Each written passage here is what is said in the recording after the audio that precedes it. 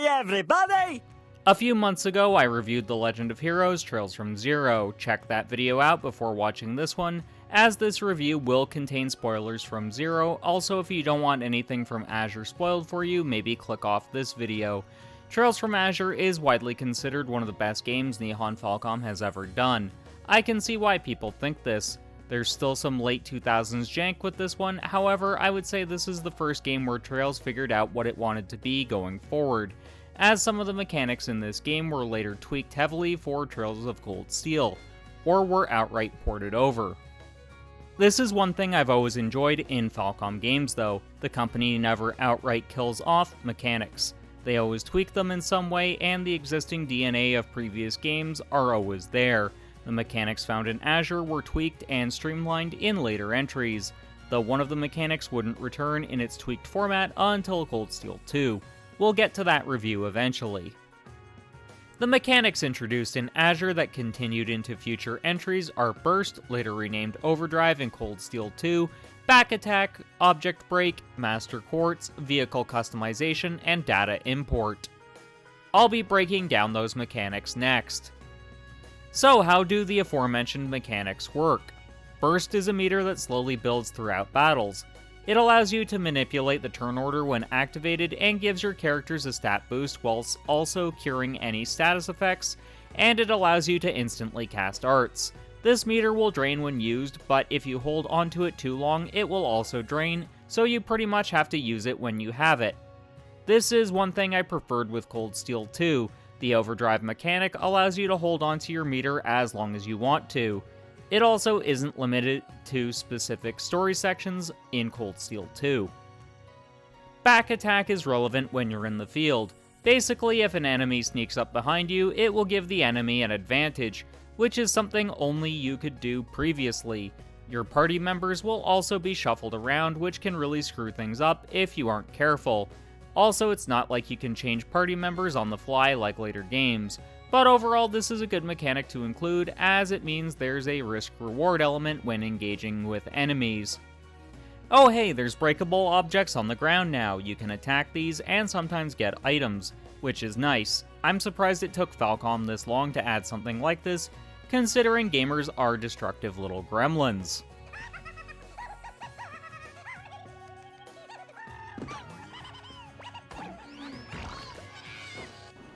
Well, they're not wrong, okay? I am myself being a proud gamer. I go out of my way just to destroy that one last little box. Why? Crash Bandicoot. If there's one game that really got you stuck into destroying every single destructible items, that was one of them. And by the way, sorry for sounding so nasally. Those gremlins locked me up in the cold room, and I got a cold. So, deal with it. The next new mechanic is a great addition, that being the Master Quartz system. This is a special type of quartz that you slot into the center of your Enigma units. Your Master Quartz will level up as you use it, granting you access to new spells and to some stat boosts when certain conditions are met in battle. This is something that has been a series staple since, and I feel like it's part of what gives the Trails series its identity.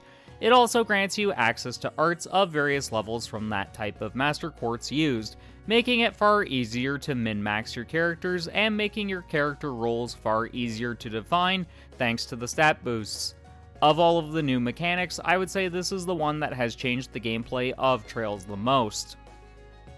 The next mechanic doesn't really change things all that much, that being vehicle customization. Basically, find a magazine or an item that allows you to change the color or paint scheme of your vehicle. With Azure, it's the car the SSS is given near the start of the game that allows you to fast travel around Crossbell. In Cold Steel, you can customize your motorcycle, which allows you to travel through areas more quickly. This isn't something that is game-changing, it's just something that allows players to express themselves somewhat, and expression is something I'm all for. The final mechanic is data transfer. This was found in Sky's second and third chapter, so it's not entirely a new mechanic, but it is a staple of the Trails series at this point in time.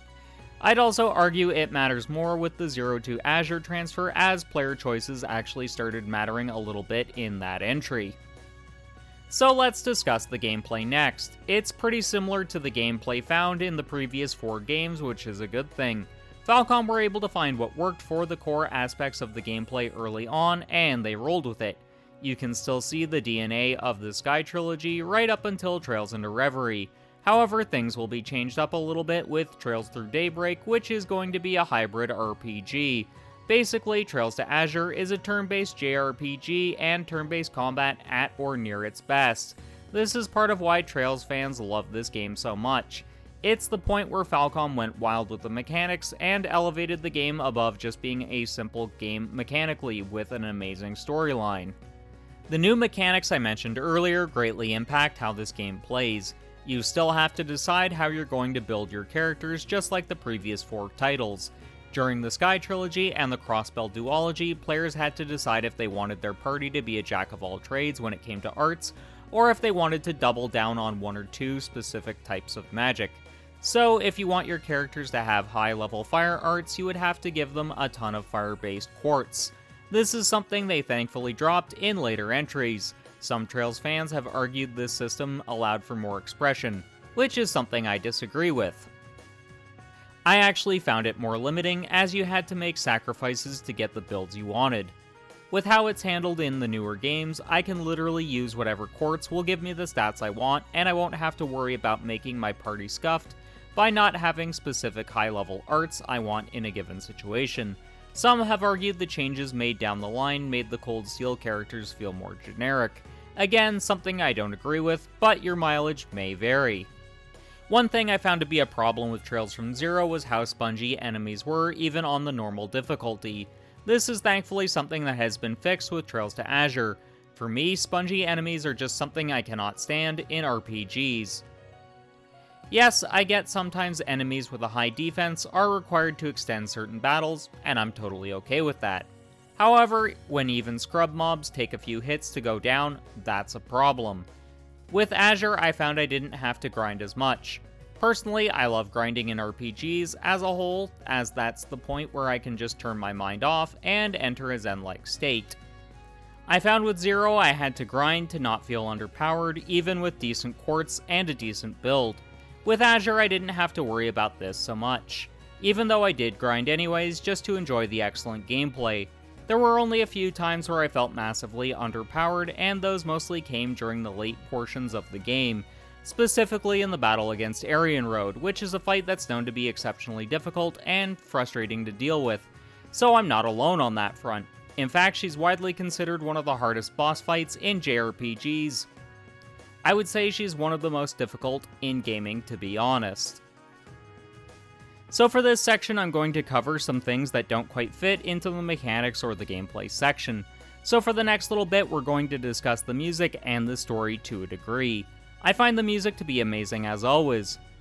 Because I haven't really looked at the soundtrack list, I can't name off any tracks in this game. But it's Falcom, they're known for their amazing tunes, just like SNK. Honestly, I'd say that Falcom and SNK are 2 of the greatest studios when it comes to music and gaming. If I ever have the opportunity, I'm going to a Soundteam JDK concert. There has never been a Falcom game where I was outright hating the music. The only game I would say that has the weakest soundtrack of the ones I've experienced is Ys 9, and that one is still great. So I've touched on the music. How is the pacing of the game? If you've watched my review for Trails from Zero, you'll know the pacing was one of my biggest issues with that game. However, this is a common thing with all Trails titles that are the first entries in their respective sub-series.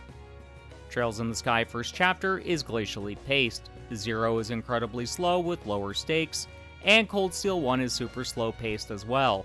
Trails to Azure is fast paced except for the mid-game. I'm of course talking about the beach episode section.